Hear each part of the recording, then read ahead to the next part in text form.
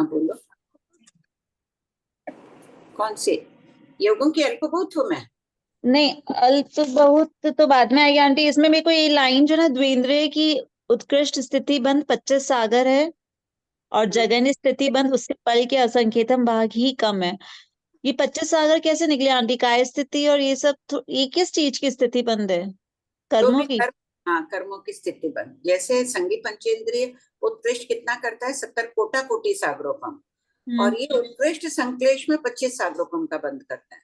और जगन्य संक्लेश होगा इनमें तत्व उनके योग्य जगन्य संक्लेश में 25 सागरोपम में पल के असंकेतम भाग कम। तो ये नियम ही है, मतलब इतना ही कम करेंगे जगन्य और उत्कृष्ट में ये है।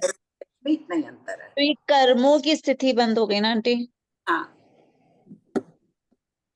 और आंटी इसी के पीछे क्वेश्चन नंबर 7212।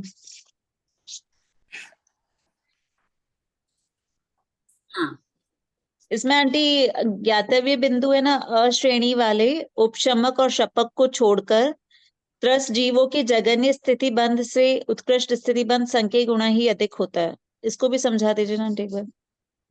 अश्रेणी वाले जो श्रेणी में नहीं है हम्म। उन जीवों के त्रस्त जीवों के जगन्य स्थिति बंध से उत्कृष्ट स्थिति बंध। जैसे जगन्य स्थिति बंध कितना करेंगे? वो अंत कोटा कोटि सागरोपम का।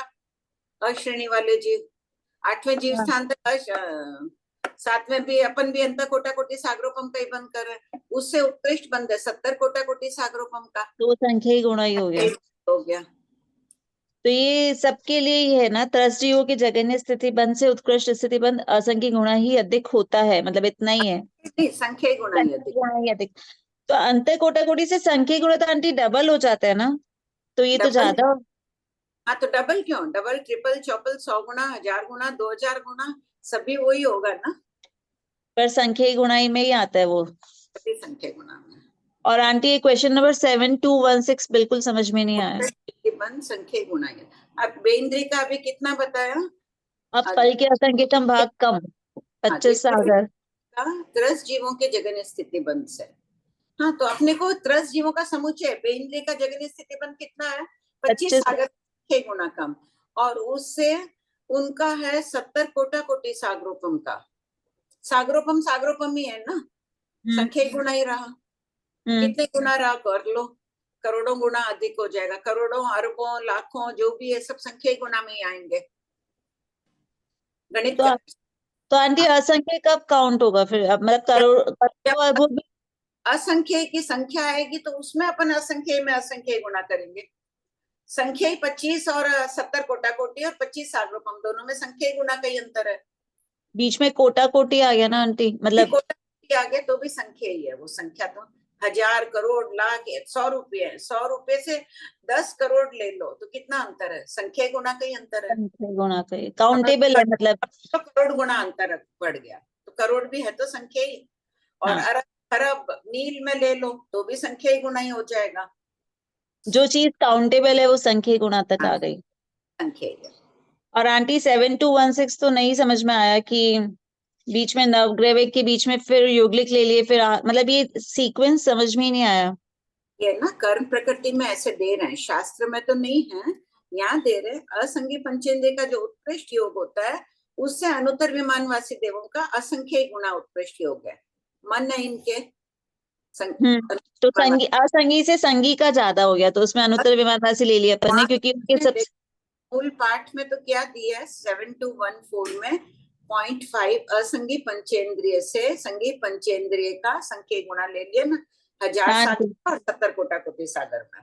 अब उनसे वो असंगी पंचेंद्रिय से, अब संगी पंचेंद्रिय को ही अलग अलग बता रहे हैं। हाँ, तो उसमें सबसे कम अनुत्तर विमानवासी है, क्योंकि उनमें वो ठीक है, योग कम होता है। हाँ, लेकिन फिर नवग्रह भी ठीक है आंटी, फिर युगलिक क्यों आ गए बीच में? युगलिक तिर्यन शुगलिक मनुष्य का भगवान देख रहे हैं कि उससे अधिक है नवग्रह वालों से। अपन ये भी धीर, अपन कह रहे हैं ना हाथी की चाल जैसी चाल है, धीर गंभीर सहनशील आदि स्वभाव वाले हाँ। तो उनका योग इनसे असंख्य गुना अधिक है। उससे और तो आहरक शरीर। आहारक शरीर जा रहा है मुनिराज तीव्रता से, तब उसका उत्कृष्ट योग असंख्य गुना है। फिर उसके और बाद में आंटी फिर युगलिक से ज्यादा देव का होता है, देव बाकी जो शेष देव है वो 5th नंबर पर है। मतलब हाँ नवग्रह और अनुत्तर विमान को छोड़कर बाकी देवों का 5th नंबर पर है। शुक्लिक से आहारक से बहुत ज्यादा है। अच्छा, उनका ज्यादा होता है।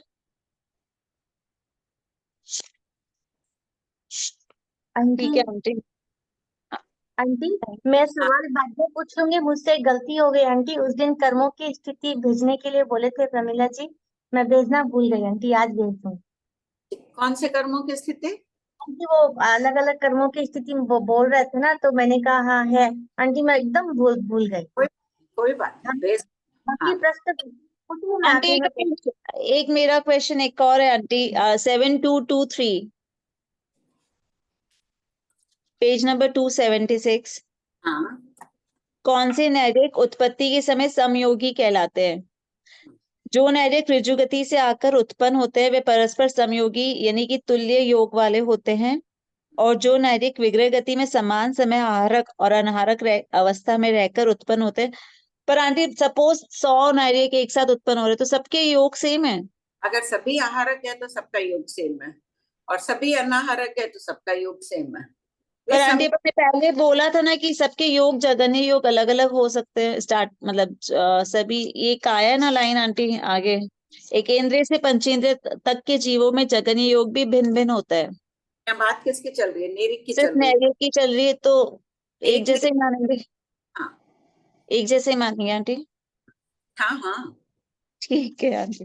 थोड़ा सा कंफ्यूजिंग है, मतलब समझ में आ गया लेकिन याद मतलब। एक दो बार और पढ़ो, आ जाएगा। फिर कोई डाउट हो तो वो कर लेना। जी आंटी हाँ। छोड़ना मत, इतना पुरुषार्थ करियो, बार बार इसको भी पढ़ लो। ठीक ठीक। हाँ, अन्नपूर्णा बोलो।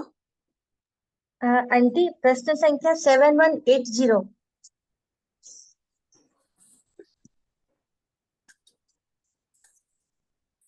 हाँ, आंटी वो जो पहला वाला बोल है सबसे थोड़े शुक्ल लेस्या वाले, यहाँ तो ये असंख्यात की राशि समझनी है ना आंटी? कैसे माने? आंटी विश्व शुक्ल आंटी है? असंख्यात नहीं समझ सकते? हाँ, संगीत तिर्यंच असंख्य ही है। अब उनमें असंख्य जीव उत्कृष्ट शुक्ल लेशा वाले एक समय में कोई पाठ से ऐसा आशय निकला नहीं, इसलिए मैंने लिखा नहीं। अच्छा ठीक है, ओके आंटी। आंटी इसीलिए लिखा नहीं था, मैंने कहीं भी नहीं मिला। प्रज्ञापना में भी देखो, शायद नहीं लिखा है। तिर्यंच के अल्पभूत एक बार खोलना, अन्नपूर्णा तुम देख लेना अभी। हाँ ठीक है आंटी, पहले पूछ लूँ ना, पहले खोलूँ? नहीं नहीं, पहले पूछ लो फिर तुम देख लेना। जहां तक मुझे ध्यान है वहां भी इसीलिए नहीं लिखे। ठीक है आंटी आंटी। लेकिन लास्ट क्लास में तो आपने बोला था, मैंने लिख लिया यहाँ पे कि प्रथम बोल भी असंख्यात वाला ही है। नहीं आंटी नहीं बोले थे। तो फिर मैंने कैसे लिखा शायद? पता नहीं, ठीक है, आप गलत। चेक करना ना अन्नपूर्णा को। देवगति के लिए जरूर कहा होगा। उनमें तो नियमा शुक्ल लेशा वाले असंख्य ही है। हाँ क्योंकि छठे से लेकर आगे तक सब शुक्ल लेशा वाले हैं। हाँ वो कहा था आंटी। कोई वहां हाँ से निकल गया होगा। तो पता नहीं, एक बार रिकॉर्डिंग में चेक कर लेना। बोलनी हो तो निश्चित रूप से नहीं पता अभी तक। फिर भी प्रज्ञापना चेक करके बाद में बता देना। हाँ बोलो अन्नपूर्णा। 7181। हाँ आंटी वो जो फोर्थ पॉइंट है ना, उसमें कापोत लेस्या वाले अर्थात मायावी असंख्य गुणा असंख्य मनुष्य की वजह से असंख्य हो गए। आंटी हाँ, असंख्य मनुष्य की इतनी मतलब पहले तो असंख्य मनुष्य की 256 सालिका में, तो क्या तो माया करता होगा आंटी? नहीं ये तो उनका स्वभाव बता दिया ना। कापोतलेशा का एक एक दुर्गुण लिख दिया है यहाँ। उत्तराधीन हाँ में तो बहुत दुर्गुण बना है। तो होते उनके परिणाम वैसे है माया के। माया का उदय विपाकोदय तीव्र है। ज्ञानियों की दृष्टि में वो माया है ना। हाँ पूर्व पापोदय होते। संस्कार वश भी तो रहता है। हाँ हाँ हाँ पांडे आंटी। पुत्र में क्या कषाय कर रहे हैं? क्रोधमान माया लोग है ना। हाँ हाँ आंटी ठीक है आंटी। आंटी 7186। हाँ बोलो।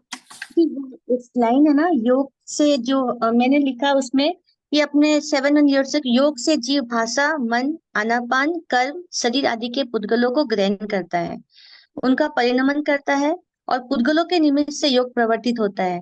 तो हाँ आंटी क्या समझ है, योग से पुद्गल और पुद्गल से फिर प्रवृत्ति? हाँ, प्रवृत्ति कैसे हो रही है? अपना शरीर ये हलन चलन कर रहा है, भाषा बोल रहे हैं, मन बोल रहे हैं, कार्मण वर्गना को ग्रहण कर रहे हैं, सब योग से ही हो रहा है ना। अयोगी हाँ तो कुछ नहीं करता है। हाँ नहीं आंटी, मेरा ना प्रॉब्लम यहाँ पे हो गया कि योग है तो योग से ही तो प्रवृत्ति कर रहा है, हाँ, प्रवृत्ति से वो पुद्गलों को ले रहा है, और योग पुद्गलों से फिर प्रवृत्ति कर रहा है। अनादिकाल का भाव है कि योग से अच्छा। कर्म कब आए, योग से प्रवृत्ति कर रहा है, योग से पुद्गल ले रहा है, पुद्गल के कारण योग हो रहा है, अविनाभाव हाँ संबंध है दोनों में। हाँ हाँ, वही वही समझ में आना आना। और आंटी 7191, हाँ योग रूपी है या आरूपी? उत्तर, मन वचन काया की प्रवृत्ति में शरीर सहयोगी होता है। आंटी यहाँ पे काया और दो शरीर, ये दोनों में क्या डिफरेंस हुआ? काया की प्रवृत्ति में शरीर सहयोगी होता है, मन वचन तो समझ में आया, पहली हाँ। वाली काया और दूसरे वाले शरीर में क्या और अंतर समझो आंटी? भाषा, नहीं आंटी, भाषा मन वचन का तो मैं समझ गई, पर काया की प्रवृत्ति में शरीर सहयोगी होती है, तो कौन सी काया आंटी? देखो, पुद्गल ले लो, पुद्गलास्तिकाय, जो भी प्रवृत्ति कर रहे हैं शरीर ही है, मन वचन काया की जो प्रवृत्ति होती है, जो भी प्रवृत्ति मनोवर्गणा के पुद्गलों को ले रहे हैं तो भी काया की प्रवृत्ति। हाँ अच्छा, गहराई से पूछ रहे हो, यहाँ काया ले लिया तो हाँ शरीर मैं से होता है, जैसे चलने की प्रवृत्ति हो रही, काया प्रवृत्ति कर रही, ये कर जा रही है यहाँ से यहाँ, तो शरीर ही कर रहा है ना, सहयोगी शरीर है, औदारिक शरीर है, बाटे बहते में कार्बन तेजस कार्बन शरीर है सहयोगी गति करने में। अच्छा, तो मैं ये समझू आंटी कि मैं अगर औदारिक शरीर में जो भी मेरा मूवमेंट हो रहा है उसमें हाँ, मेरे ये काया की प्रवृत्ति हो रही है, उसमें शरीर सहयोगी है, तो आंटी घूम के तो फिर से वही बात आ गया ना, औदारिक औदारिक में सहयोगी है। और जरूरी है, विक्रिय में विक्रिय है, तेजस कार्बन में कार्बन तेजस है सहयोगी, वही हाँ आएगी। तो काया की प्रवृत्ति में शरीर मतलब सेम ही है हाँ, ऑलमोस्ट। सेम ही है। ठीक है, और आंटी 7193, हाँ बोलो। आंटी क्वेश्चन है 7193 का, क्या पर्याप्त जीवों की प्रवृत्ति सभी आत्म प्रदेशों पर समान होती है? उत्तर, नहीं, यद्यपि वीर्यांतर कर्म के क्षयोपशम या क्षय से सभी आत्म प्रदेशों पर वीर्य समान होता है। आंटी मैंने यहाँ पे समान होता है को अंडरलाइन किया, किंतु जो आत्म प्रदेश कार्य के निकट होते हैं उन पर वीर्य अधिक होता है। एक बार तो बोलते हैं समान होता है, फिर एक हाँ, बार लिखा है वीर्य अधिक होता है। जब क्षयोपशम सब आत्म प्रदेशों पर समान हो रहा है तो उस वक्त वहां पे वीर्य अधिक होता है, इसको समझाइए ना भाई आंटी। यहाँ शक्ति अधिक प्रवृत्त हो रही ना, मैं उठा रही हूँ ये पेन को, तो ये शक्ति हाँ अधिक काम ले रही हूँ यहाँ, बाकी तो पाँव के भी आत्म प्रदेशों पर क्षोभक्षम समान ही है। आंटी, ऐसा समझू क्या पूरे घर में इलेक्ट्रिसिटी आ गई पर हाँ रूम एक ही रूम का बल्ब जलाया, हाँ ऐसा हाँ समझना कि आत्म प्रदेशों में समान ही इलेक्ट्रिसिटी है हाँ। पर एक बहुत, पर्टिकुलर कोई ऑन कर लिया। अब देखो चक्षुदर्श, हाँ बहुत अच्छा उदाहरण है तुम्हारा, चक्षुदर्शनावरणी कर्म का क्षोभक्षम सभी आत्म प्रदेशों पर है, देखते तो हाँ आंख है ना, हाँ आंटी, तो हाँ उसी हाँ प्रकार सभी आत्म प्रदेशों पर वीर्यंतराय कर्म का क्षोभक्षम है, किंतु जहाँ प्रवृत्ति हो रही है वहां योग अधिक है, वहां शक्ति अधिक है। ठीक है आंटी। आंटी दो क्वेश्चन और है 7197, हाँ बोलो। आंटी उपयुक्त कथन से क्या स्पष्ट होता है? उत्तर, उपयुक्त कथन से यह स्पष्ट होता है, आहार आदि पुद्गलों के निमित्त से ज्यो ज्यो जीव की शक्ति का विकास होता जाता है त्यों त्यों योग शक्ति में भी वृद्धि होती जाती है, क्योंकि जीव की शक्ति पर ही योग आधारित है। योगों की वृद्धि और हानि का आधार वीर्यांतर कर्म का संयम, ये समझ में आया। पुद्गल भी है, ये पुद्गल भी कैसे आंटी? पुद्गल हो गया ना, आहार नहीं लेते हैं, तपस्वी से उठा ही नहीं जाता है, शक्ति ही नहीं रहती है उसमें, योग तो हाँ है ही उसमें, हाँ आंटी, हाँ आहार आंटी, सहायक होता है ना। हाँ हाँ। और आंटी लास्ट है, योग स्थान क्या समझना आंटी? हाँ हाँ, प्रश्न नंबर बोलो। आंटी जो से आप पहले से था ना योग स्थान, तो वर्ड आया था ना आंटी, तो ये हाँ योग जल हाँ, स्थान यानी समूह, प्रश्न नंबर बोलो, आंटी सबको प्रश्न बोलना है नंबर, योग स्थान। हाँ आंटी मैंने प्रश्न नंबर नहीं लिखा, सिर्फ योग स्थान लिख के छोड़ा। जगन्य,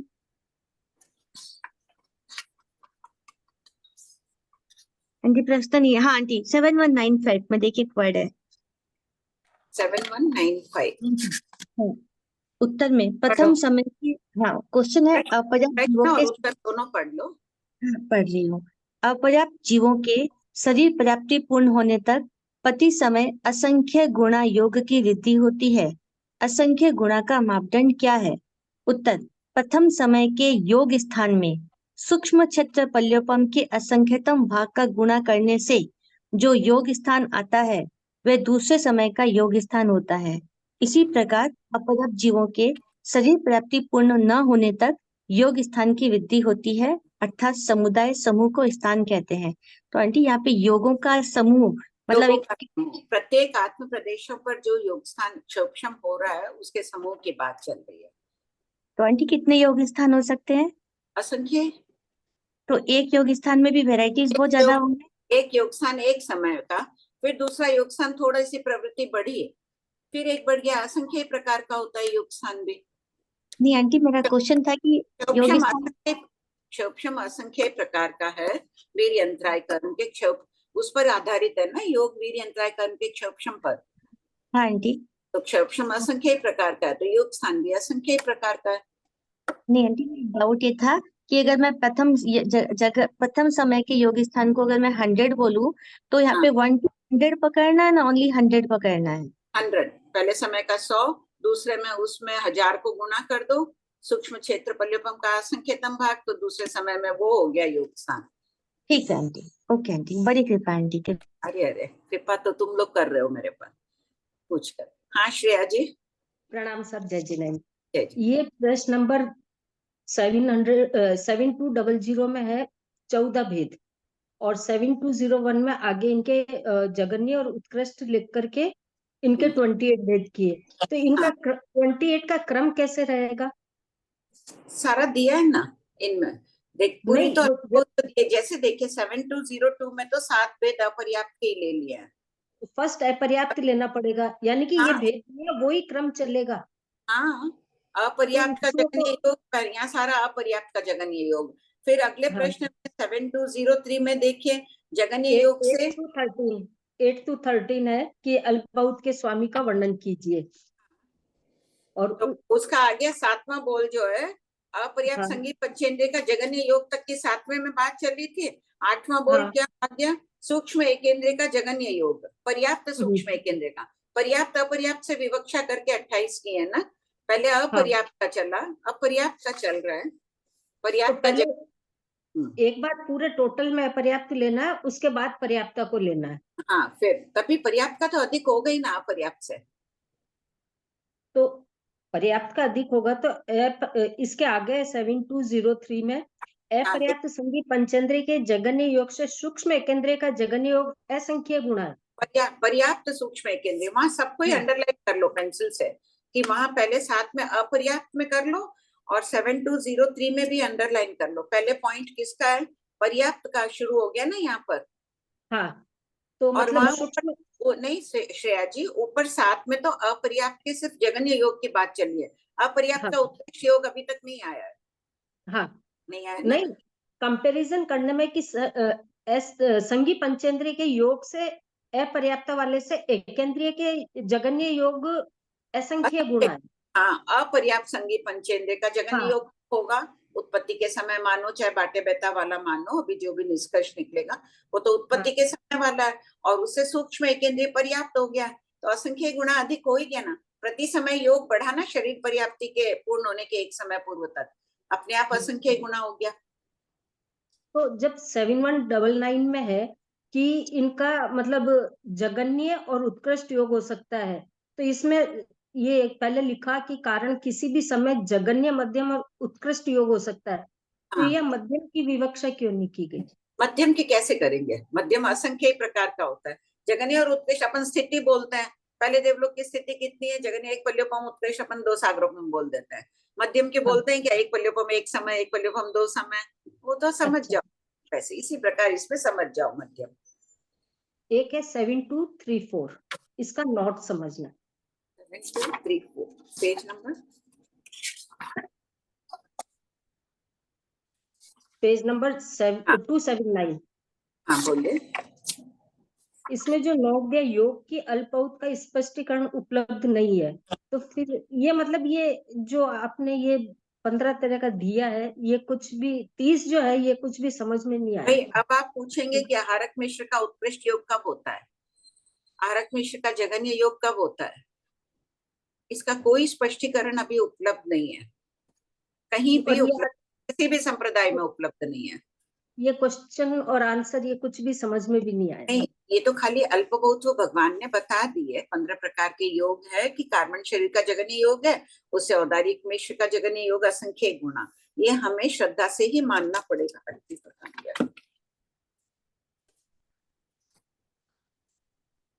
एक मिनट।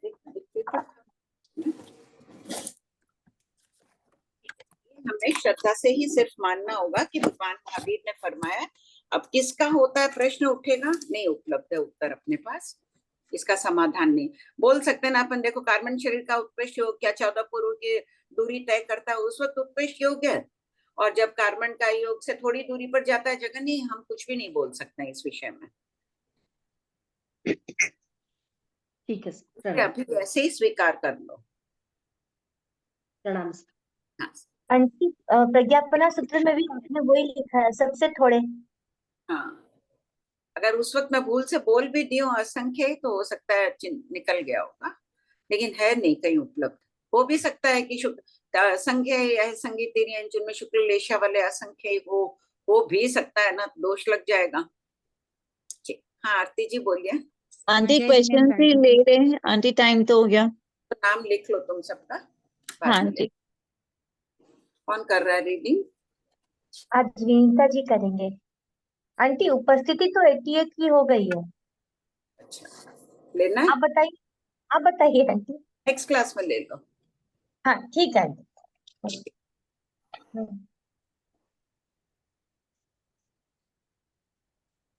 पढ़ू? हाँ प्रणाम भाभी जी। हाँ जय जिनेंद्र। जीव अजीव द्रव्य का थोकड़ा, शतक 25, उद्देशक 2, पेज नंबर 279। पूर्वापर संबंध। योग जीव में ही परिणमता है, अतः जीव और उसके प्रतिपक्षी यानी विरोधी अजीव का कथन किया जा रहा है। संसार जीव अजीव द्रव्य रूप है। 7235। भंते द्रव्य कितने प्रकार के हैं? उत्तर, गौतम द्रव्य 2 प्रकार के हैं, जीव द्रव्य और अजीव द्रव्य। जो वस्तु उत्पाद व्यय द्रव्य युक्त होती है उसे द्रव्य कहते हैं। प्रश्न 7236। भंते अजीव द्रव्य कितने प्रकार के हैं? उत्तर, गौतम अजीव द्रव्य 2 प्रकार के हैं, रूपी अजीव द्रव्य और अरूपी अजीव द्रव्य। प्रश्न 7237। भंते रूपी अजीव द्रव्य के कितने भेद हैं? उत्तर, गौतम 4 भेद हैं, स्कंद, देश, प्रदेश, परमाणु। प्रश्न 7238। भंते अरूपी अजीव द्रव्य के कितने भेद हैं? उत्तर, गौतम 10 भेद हैं। 1 से 3 धर्मास्तिकाय, धर्मास्तिकाय का देश, धर्मास्तिकाय के प्रदेश। पॉइंट 4 to 6 अधर्मास्तिकाय, अधर्मास्तिकाय का देश, अधर्मास्तिकाय के प्रदेश। पॉइंट 7 to 9 आकाशास्तिकाय, आकाशास्तिकाय का देश, आकाशास्तिकाय के प्रदेश। और 10वां काल द्रव्य। प्रश्न 7239। भंते रूपी अजीव द्रव्य संख्येय हैं, असंख्येय हैं या अनंत हैं? उत्तर, गौतम रूपी अजीव द्रव्य संख्येय नहीं, असंख्येय नहीं, किंतु अनंत हैं। प्रश्न 7240। भंते इसका क्या कारण है कि रूपी अजीव द्रव्य संख्येय नहीं है, असंख्येय नहीं है, किंतु अनंत है? उत्तर, गौतम परमाणु अनंत हैं, 2 प्रदेशी स्कंद अनंत है, यावत 10 प्रदेशी स्कंद अनंत हैं। संख्येय प्रदेशी स्कंद अनंत हैं, असंख्येय प्रदेशी स्कंद अनंत हैं और अनंत प्रदेशी स्कंद अनंत हैं। इस कारण से रूपी अजीव द्रव्य अनंत हैं। नहीं। प्रश्न 7241। भंते जीव द्रव्य संख्येय हैं, असंख्येय हैं या अनंत हैं? इसका क्या कारण है? गौतम उत्तर, गौतम जीव द्रव्य संख्येय नहीं, असंख्येय नहीं, किंतु अनंत है। नैरिक असंख्येय है, यावत वायु कायिक जीव असंख्येय हैं और वनस्पति कायिक जीव अनंत हैं। द्विंद्रिय यावत वैमानिक असंख्येय हैं तथा सिद्ध अनंत हैं।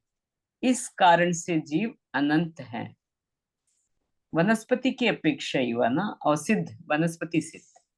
ज्ञातव्य बिंदु, यद्यपि जीव और पुद्गल दोनों अनंत हैं, तथापि जीव से पुद्गल अनंत गुणा अधिक है। आगे पढ़ो या हाँ। जीव द्रव्य द्वारा अजीव द्रव्यों की परिभोक्ता। प्रश्न 7242। भंते, अजीव द्रव्य जीव द्रव्यों के परिभोग में आते हैं या जीव द्रव्य अजीव द्रव्यों के परिभोग में आते हैं? उत्तर, गौतम, अजीव द्रव्य जीव द्रव्यों के परिभोग में आते हैं, परंतु जीव द्रव्य अजीव द्रव्यों के परिभोग में नहीं आते हैं। प्रश्न 7243। भंते, क्या कारण है कि जीव द्रव्य अजीव द्रव्यों के परिभोग में नहीं आते हैं? उत्तर, गौतम, जीव द्रव्य अजीव द्रव्यों को ग्रहण करते हैं। ग्रहण करके उनको औदारिक यावत कार्बन शरीर, श्रोतेंद्रिय यावत स्पर्शनेन्द्रिय, मन योग, वचन योग, काय योग तथा आनापान 14 बोलों के रूप में परिणमाते यानी निष्पन्न करते हैं। अतः अजीव द्रव्य जीव द्रव्यों के परिभोग में आते हैं, किंतु जीव द्रव्य अजीव के नहीं। प्रश्न 7244। उपर्युक्त उत्तर को प्रकारांतर को स्पष्ट करें। उत्तर, जीव की शक्ति अनंत और प्रबल है, इसलिए अजीव के परिभोग में नहीं आता है। प्रश्न 7245। अजीव द्रव्य यानी कर्म से जीव की शक्ति प्रबल है, इसका उदाहरण दीजिए। उत्तर, जीव कर्म को नो कर्म कर सकता है, किंतु कर्म पुद्गल आत्मा को नो आत्मा नहीं बना सकते हैं। जीव कर्मों को नष्ट कर सकता है, किंतु कर्म पुद्गल आत्मा को नष्ट नहीं कर सकते हैं। प्रश्न 7246। भगवान के ज्येष्ठ अंतेवासी शिष्य गौतम स्वामी ने पूछा, भंते, अजीव द्रव्य नैरिकियों के परिभोग में आते हैं या नैरिक अजीव द्रव्यों के परिभोग में आते हैं? उत्तर, धम्मदयान भगवान महावीर ने कहा, गौतम, अजीव द्रव्य नैरिकों के परिभोग में आते हैं, किंतु नैरिक अजीव द्रव्यों के परिभोग में नहीं आते हैं। अजीव में जीव को ग्रहण करने और परिभोग करने का गुण नहीं है। प्रश्न 7247। अजीव द्रव्य 24 वर्गणाओं के जीवों के परिभोग में क्यों आते हैं? उत्तर, अजीव द्रव्य अचेतन है, जीव द्रव्य सचेतन है। सचेतन द्रव्य ही अचेतन द्रव्य को ग्रहण करके 14 बोल रूप में परिणत कर सकता है, यह उनका परिभोग है। अतः जीव द्रव्य परिभोक्ता है और अजीव द्रव्य परिभोग्य है। इस प्रकार जीव और अजीव में क्या होगा? भोक्तृ परिभोग्य भाव है। भोक्तृ परिभोग्य भाव है, यानी ग्रहण गुण का त्यागी ही मुक्त होता है। प्रश्न 7248। 24 वर्गणाओं के जीव 14 बोलों में से कितने कितने बोलों को परिणमाते हैं? उत्तर, पॉइंट 1, नैरिक और देव की 14 वर्गणाओं 12 बोल रूप में, औदारिक और आहारक शरीर को छोड़कर। पॉइंट 2, 4 स्थावर के जीव 6 बोल रूप में, 3 शरीर, 1 इंद्रिय, 1 योग और आनापान। पॉइंट 3, वायु का एक जीव 7 बोल रूप में, वैक्रिय शरीर बड़ा। पॉइंट 4, द्वेंद्रिय जीव 8 बोल रूप में, 3 शरीर, 2 इंद्रिय, 2 योग और आनापान। पॉइंट 5, त्रिनेन्द्रिय जीव 9 बोल रूप में। पॉइंट 6, चतुरिंद्रिय जीव 10 बोल रूप में। पॉइंट 7, पंचेंद्रिय तिर्यंश जीव 13 बोल रूप में आहारक शरीर को छोड़कर। पॉइंट 8 मनुष्य 14 बोल रूप में परिणमाते हैं। असंख्य प्रदेशी लोक में अनंत द्रव्य।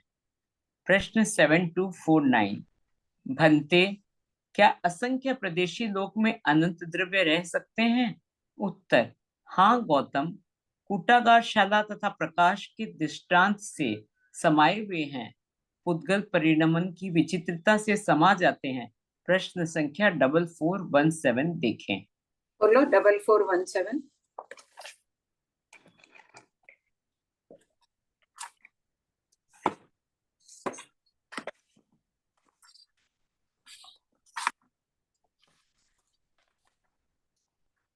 पेज नंबर 286, दूसरे भाग में 286।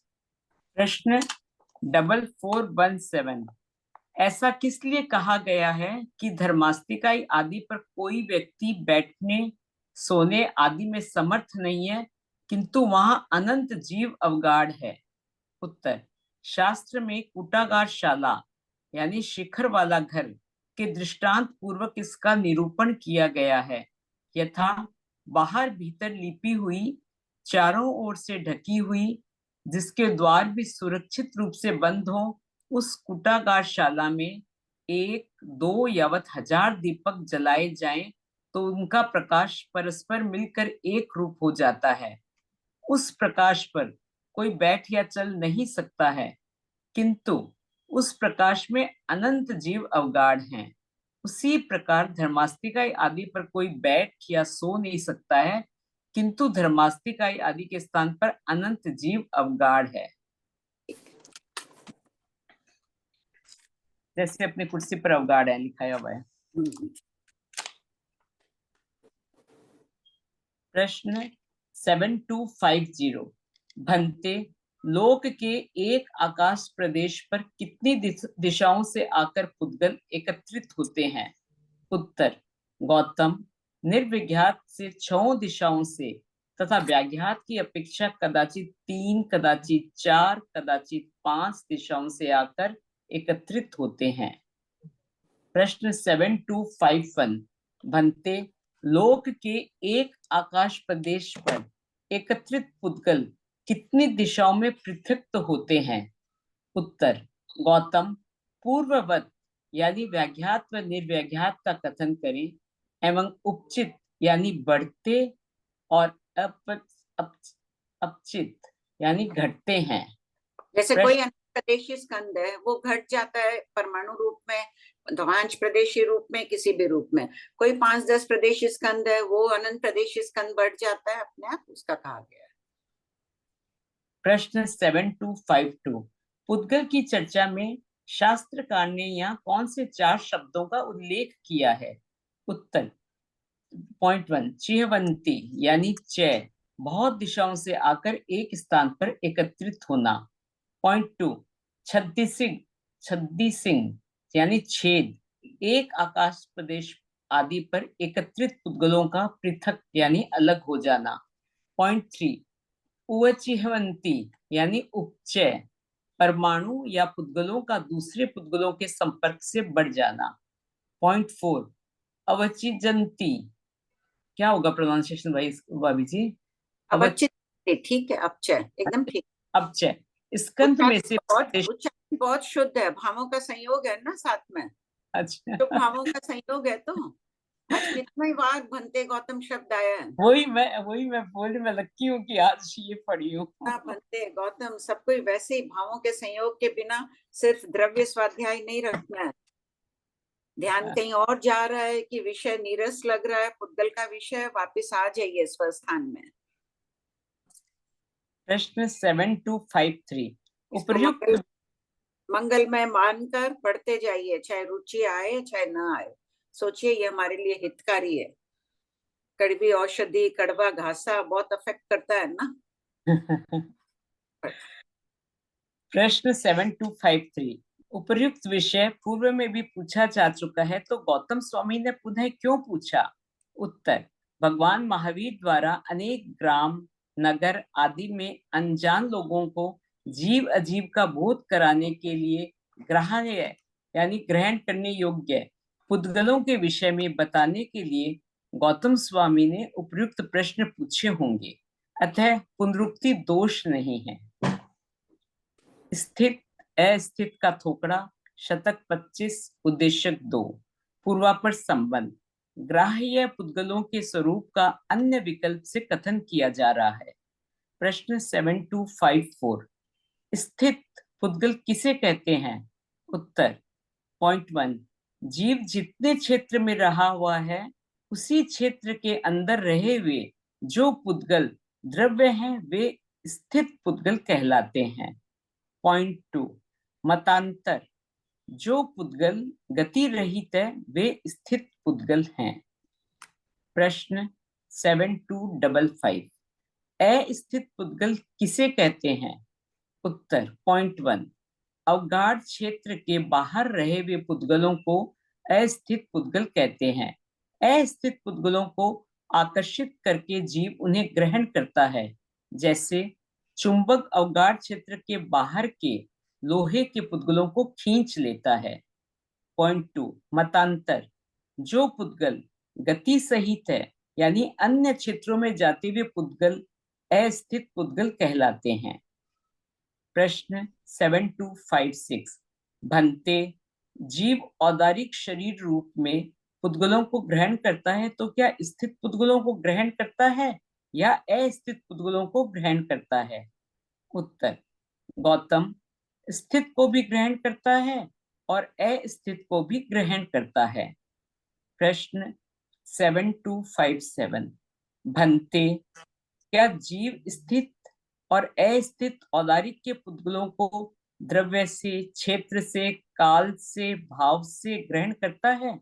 उत्तर, गौतम द्रव्य, क्षेत्र, काल, भाव से यावत 288 बोल के पुद्गल निर्विघात की अपेक्षा 6 दिशा के और व्याघात की अपेक्षा 3, 4, 5 दिशा के ग्रहण करता है। प्रश्न 7258, क्या इस आगम पाठ में औदारिक शरीर के 288 बोल का उल्लेख है? उत्तर, पॉइंट 1, इस आगम पाठ में श्रीमद् प्रज्ञापना सूत्र के 28वें आहार पद के पहले उद्देश्य की भूलावण यानी प्रति संदर्भ दी है। आहार के पुद्गल 288 बोल के होते हैं, अतः 288 बोल का कथन किया गया है। पॉइंट 2, शतक 12 उद्देश्यक 5 में रूपी अरूपी के वर्णन में भी औदारिक आदि 4 शरीर को अठस्पर्शी यानी 288 बोल युक्त और कार्मण शरीर को चतुस्पर्शी यानी 236 बोल युक्त कहा गया है। प्रश्न 7259, भंते, जीव वैक्रिय शरीर रूप में स्थित पुद्गलों को ग्रहण करता है या अस्थित पुद्गलों को ग्रहण करता है?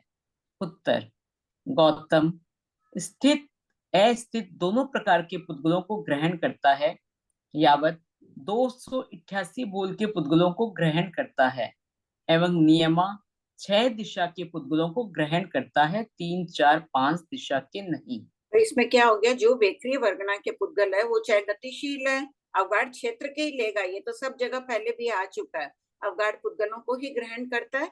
उसमें भी जो गति सहित है ऊपर नीचे जा रहे हैं उनको भी खींच लेता है और जो स्थित उस आत्म प्रदेश पर है उसको भी ले लेता है। प्रश्न 7260, क्या लोकांत में वायुकाय का वैक्रिय शरीर नहीं होता है? उत्तर, पॉइंट 1, उपयोग पूर्वक वैक्रिय शरीर करने वाले जीव पंचेंद्रिय होते हैं, वे त्रस्तनाल में ही होते हैं, इसलिए नियमा 6 दिशा के पुद्गलों को ग्रहण करते हैं।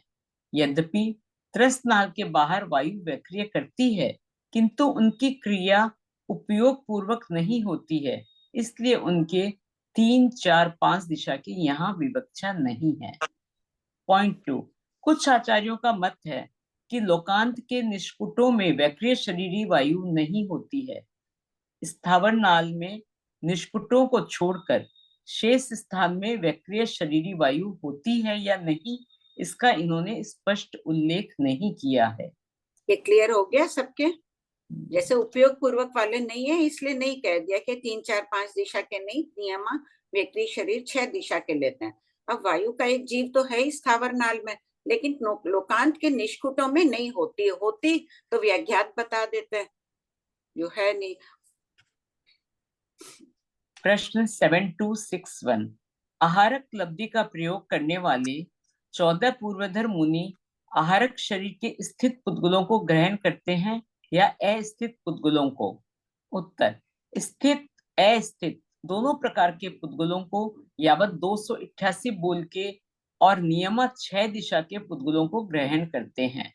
आहारक शरीर अढ़ाई दीप में ही होता है, इसलिए नियमा 6 दिशा का कहा गया है। प्रश्न 7262, भंते जीव तेजस शरीर रूप में स्थित पुद्गलों को ग्रहण करता है या अस्थित को ग्रहण करता है? उत्तर, गौतम स्थित को ग्रहण करता है, अस्थित को नहीं।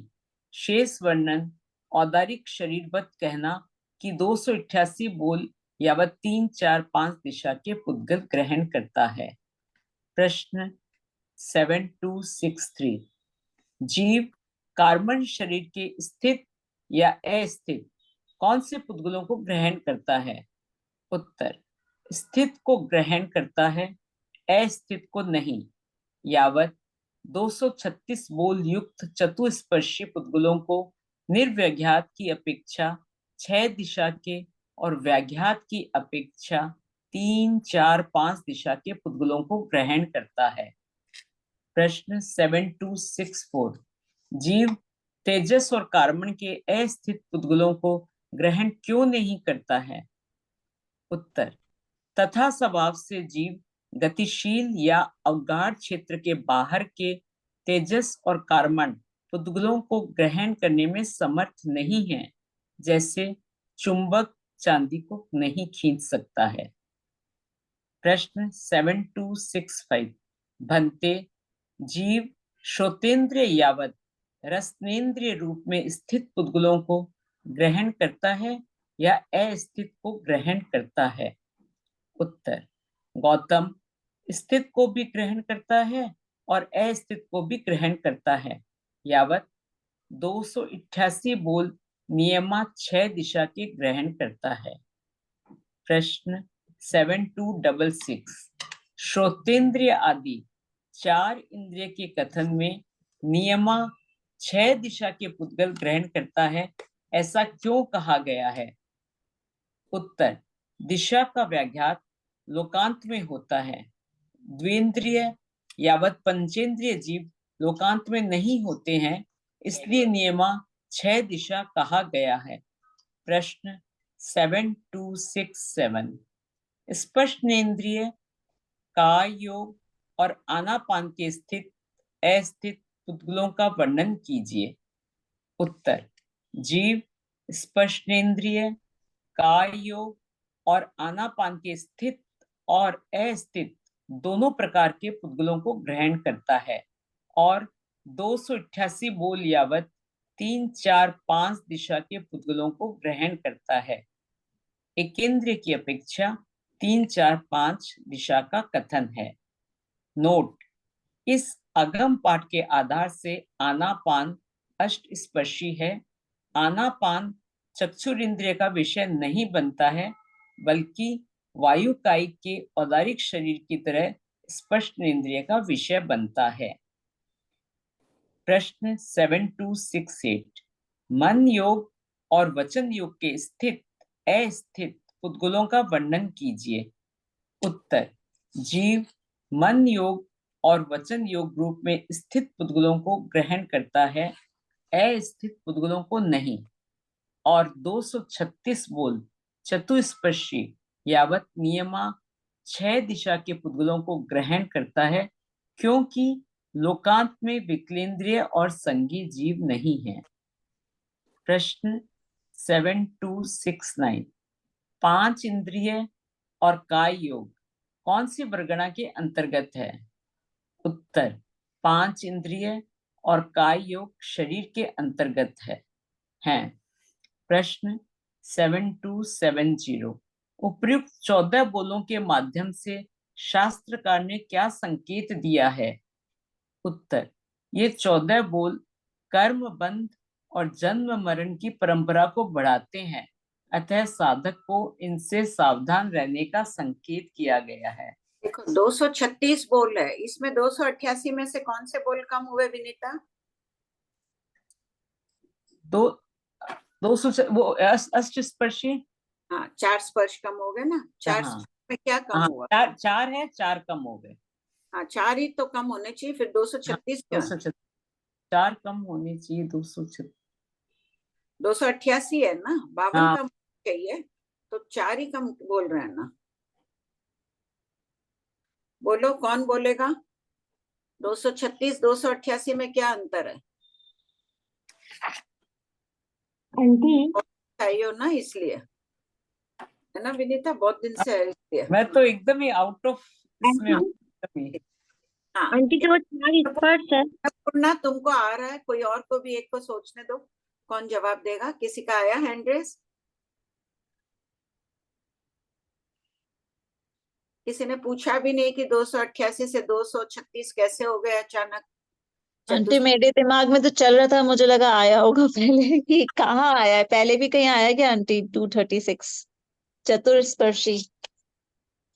288 बोल आहार का वर्णन तो पहले आ चुका है ना। कमला जी भूरा का आया हैंड रेस नया, बोलो। आंटी हाँ, कमला आंटी।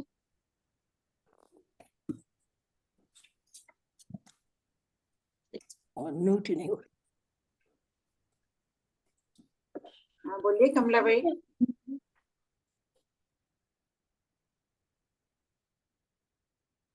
चलो उनको फिर से अनम्यूट करो।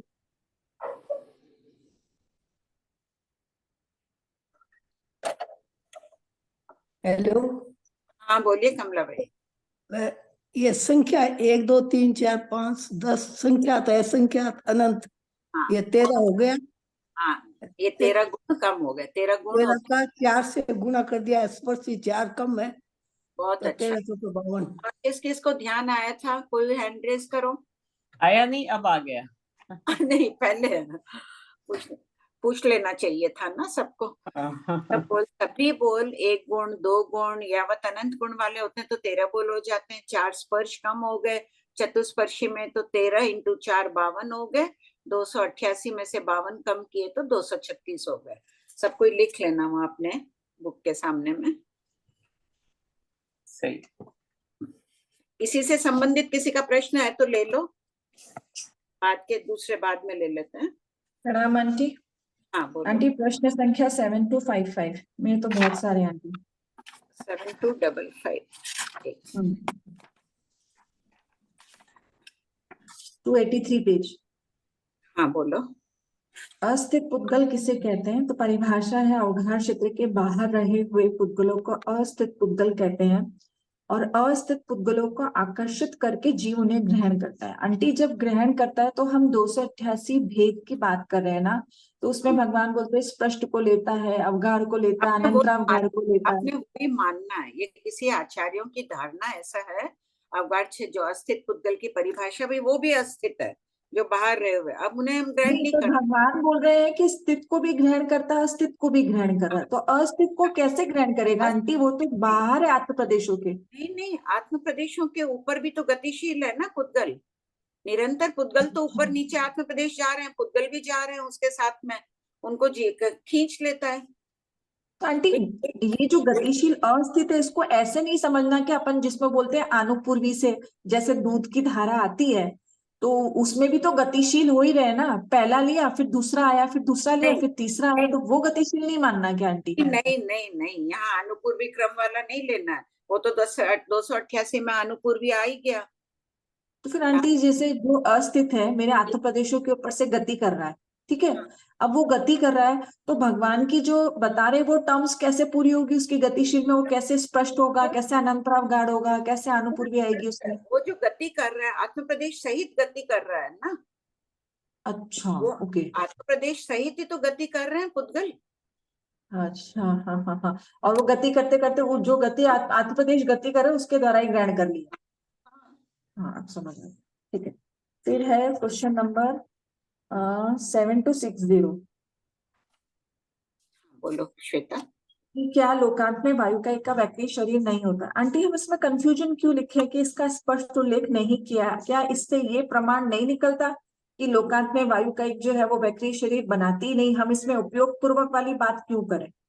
भाई यही मिल रहा है कि उपयोग पूर्वक वाले नहीं है। अब कुछ आचार्य कह रहे हैं कि वायु का विक्रिय शरीर वायु नहीं होती है, वो तो कह रहे हैं कि निष्कुटों में छोड़कर स्थावर नाल में भी है या नहीं स्पष्ट उल्लेख नहीं है।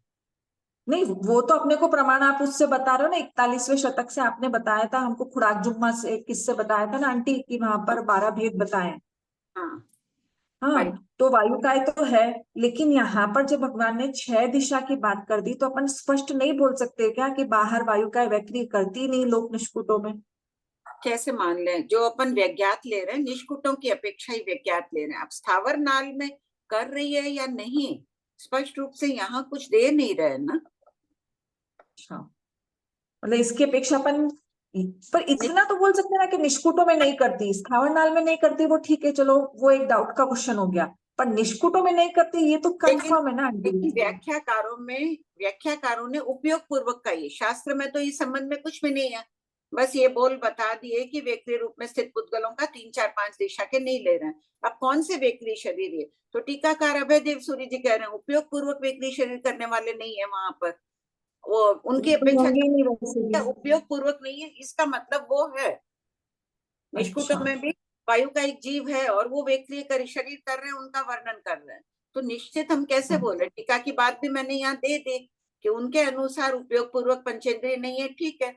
अब इससे क्या ध्वनित होगा पॉइंट 1 से कि वायु का एक है वहां पर, निष्कुटों में है, इसलिए विज्ञान की हो सकता है, इसलिए फिर देना। 7 स्पर्शेंद्री काय योग और आनापान के स्थित अस्थित पुद्गलों का वर्णन कीजिए। जब यहाँ पर आनापान अष्ट स्पर्शी बताइए और हम कहते हैं आनापान के पुद्गल औदारिक वैक्रिय आरक शरीर के अंतर्गत ही आते हैं, हाँ तो यहाँ पर कैसे समझना भगवान ने क्या आनापान वर्गणा मानी है?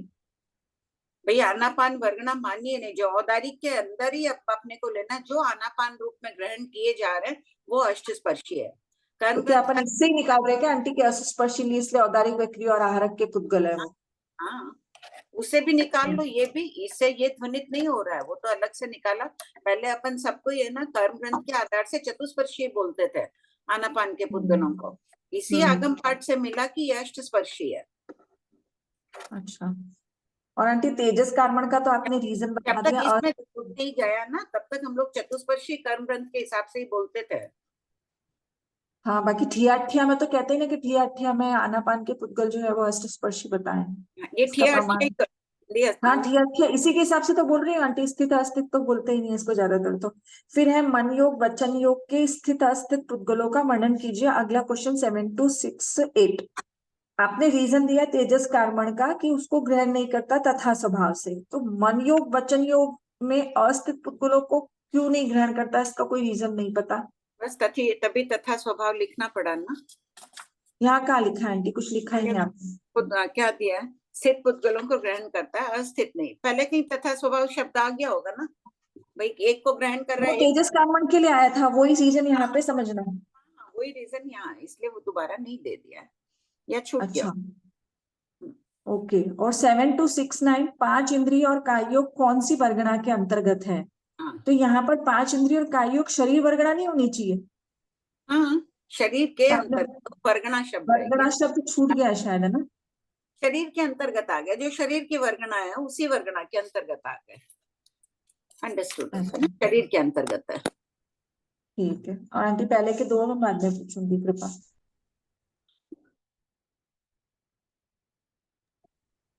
हाँ बोलिए, किसका है? विमला जी का।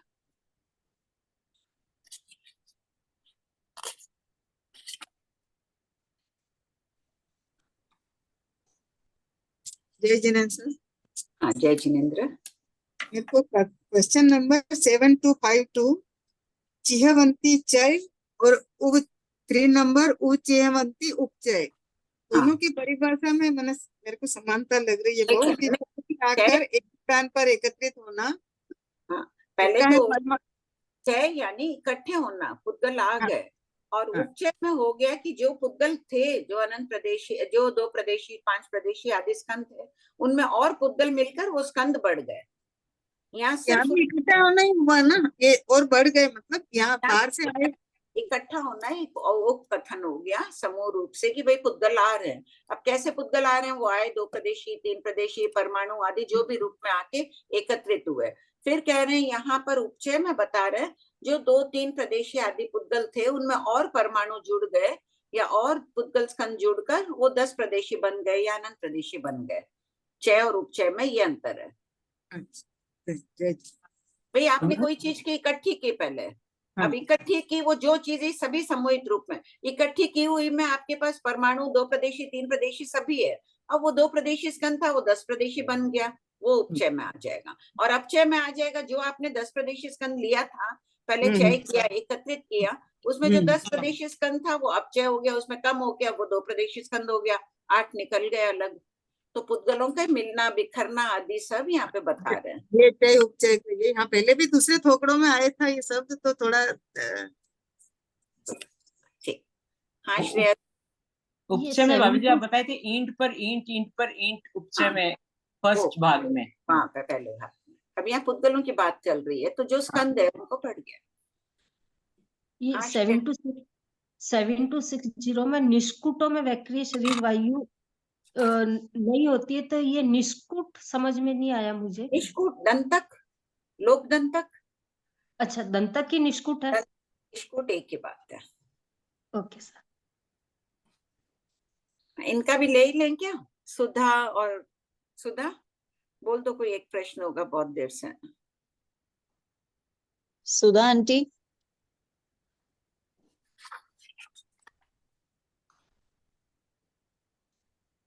आंटी वो अनम्यूट नहीं हो पा रहे। पहले थे आरती जी का और प्रमीला जी। ठीक है, फिर बाद में फिर बाद। आप प्रणाम भाभी जी। हाँ मुझे लगा ही, हाँ बोलो। मेरे को ये थोड़ा, जैसे ये श्रोत्रेंद्रिय यावत रसनेंद्रिय रूप में स्थित पुद्गलों को ग्रहण करता है, तो उनके इंद्रियों के रूप में पुद्गलों को ग्रहण करता है, मतलब कि क्या हुआ?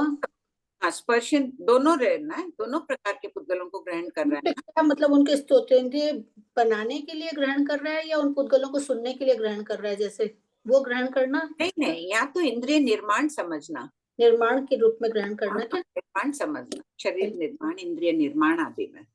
और भाभी जी जीव के 14 भेद जो लेते हैं वो 7 अपर्याप्त होते हैं, 7 पर्याप्त होते हैं, तो जो अपर्याप्त है वो लब्धि अपर्याप्त मानना है या लब्धि और करण अपर्याप्त दोनों मानना? यहाँ दिया था ना पहले पंच संग्रह से उदाहरण, या लब्धि अपर्याप्त मानना है। हाँ नहीं तो भी सब लब्धि अपर्याप्त तो नहीं, उसमें अभी आपने फिर अभी ये क्या पहले का है इसलिए अभी नहीं पूछती हूँ यार, जो उस दिन आप लब्धि पर्याप्त लिखवाए थे ना 7233 में देखो, कार्बन शरीर योग में लब्धि अपर्याप्त पंच संग्रह का कोई उदाहरण दे के आया था ना थोड़े दिन पहले प्रश्न एक। आंटी 7194 में है पंच संग्रह भाग 6। 7194 खोलो सब कोई।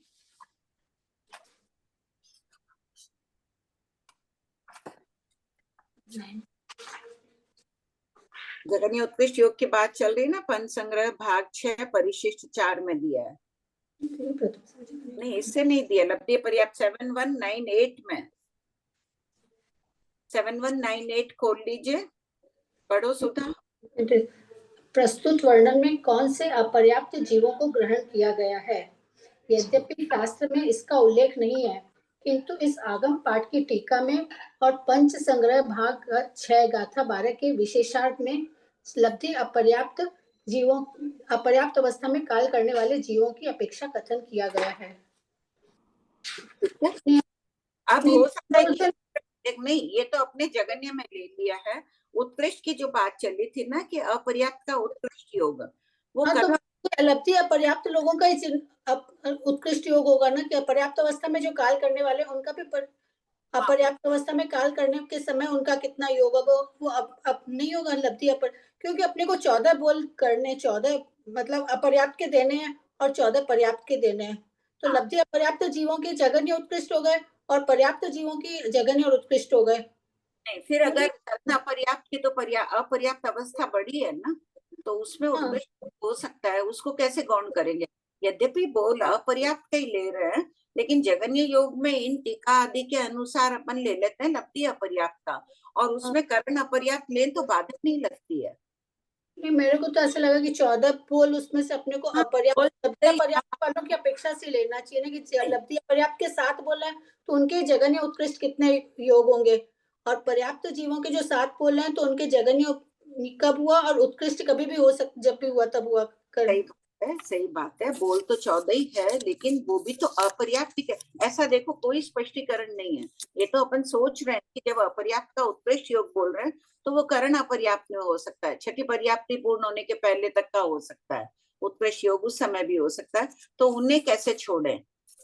तो जगन्य में उसकी बात कर ली, बोल अपर्याप्ति है, वो भी करण अपर्याप्ति कहला रहा है ना। नहीं, मेरे को ऐसे लगा कि जब अपर्याप्त अपने उसको ले रहे हैं तो भी उनके जगन्य उत्कृष्ट कितने हो, कि उनका फिर उत्कृष्ट योग कितना हुआ, फिर उसका अपनी बात नहीं कर रहे हैं कि अपर्याप्त जीवों का उत्कृष्ट योग कितना हुआ, इसकी बात नहीं हो रही। कौन करना पड़ रहा है ना, जगन्य योग के लिए अपर्याप्त का लब्धि अपर्याप्त से, अपर्याप्त का उत्कृष्ट योग ले ले करण अपर्याप्त से।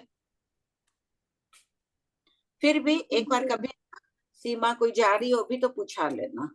आंटी इसमें मतांतर है ना, इसमें ये जो चीज है इसमें सीमा जी का तो बनाया हुआ वीडियो है ना, ये वीडियो प्ररूपणा का यूट्यूब पे, उसमें तो ऐसा ही बताया था कि पंचसंग्रह मतलब कर्म ग्रंथ ऐसा बोलता है लब्धि अपर्याप्त, और आगम के अनुसार करण अपर्याप्त है, मतलब उसमें विवक्षा ही नहीं की आंटी, ऐसा उसमें कुछ है, मतांतर है आंटी।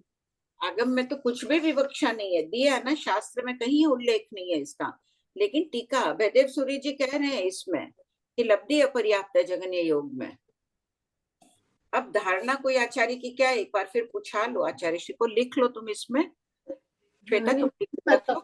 आंटी मेरा वीर्य प्ररूपणा का नोट्स मिल नहीं रहा आंटी, उसमें पूरा लिखा हुआ है, वो मतांतर मिल नहीं रहा है, वो मिलेगा तब मैं देखती हूँ आंटी, नहीं तो यूट्यूब पे से मैं देख के जो लाइन बोले है ना वो मैं उतार के फिर बताती हूँ आंटी क्या है वो। यूट्यूब में कौन बोला था?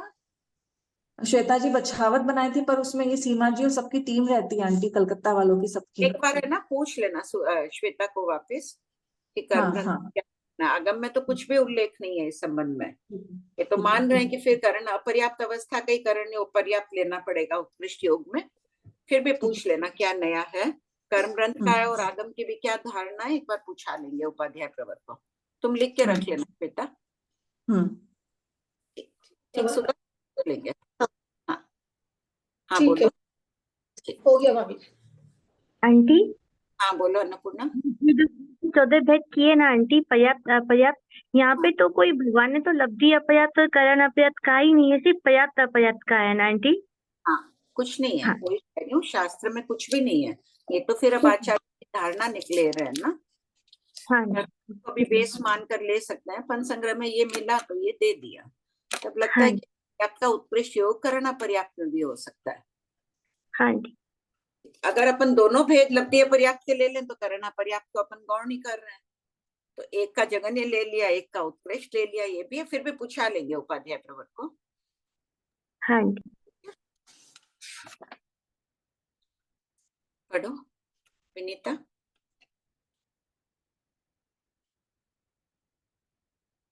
प्रिंसा जी आप म्यूट हैं, आप अनम्यूट हो जाइए। 6 संस्थान का थोपड़ा, शतक 25 उद्देश्यक 3, प्रश्न 7271।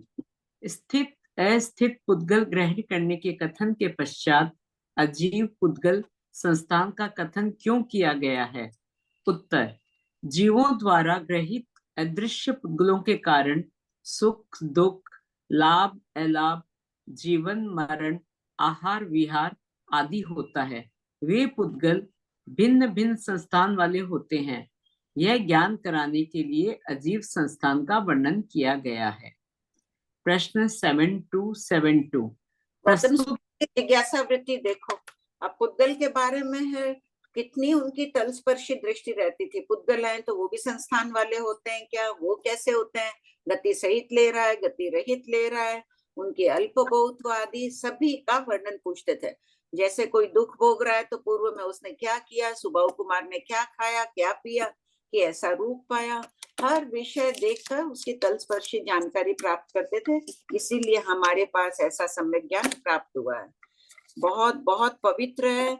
इसे भाव पूर्वक मंगलमय मान कर पढ़ना है। अपने को ये नहीं सोचना है कि हमें क्या करना है इन संस्थानों की जानकारी करके। शास्त्र को मंत्राक्षर कहा जाता है। पढ़िए। ये करोड़ों करोड़ों वर्षों के जो संचित कर्म है आत्मा पर, इन्हें नष्ट कर देने की शक्ति है। अगर खाली शुद्ध उच्चारण ही नहीं, भाव भी शुद्ध होने चाहिए तब। प्रश्न 7272, प्रस्तुत वर्णन में कौन से अजीब संस्थान का वर्णन किया गया है? उत्तर, प्रस्तुत वर्णन में जीवों द्वारा निर्मित साथिया आदि मंगल संस्थान और हार्ड पिंजरा आदि अमंगल संस्थानों की विवक्षा नहीं है, अपितु पुद्गल यानी सभी परगणाओं की स्वाभाविक परिणति से स्वतः उत्पन्न परिमंडल आदि संस्थानों की विवक्षा है। प्रश्न 7273, जीव संस्थान और पुद्गल संस्थान में क्या अंतर है?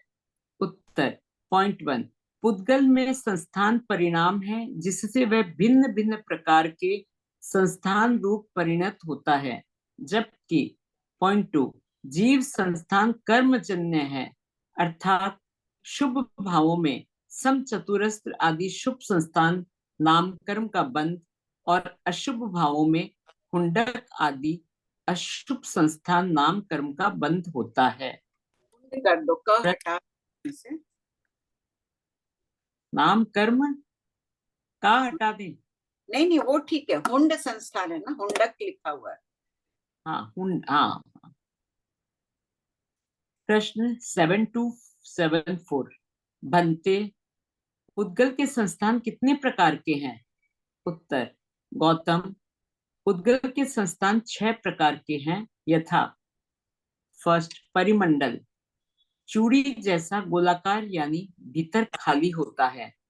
पॉइंट 2, वृत्त, कुम्हार के चाक जैसा गोल यानी भीतर में भरा हुआ, लोक वृत्ताकार है, जीवों और अजीवों से ठसाठस भरा हुआ है।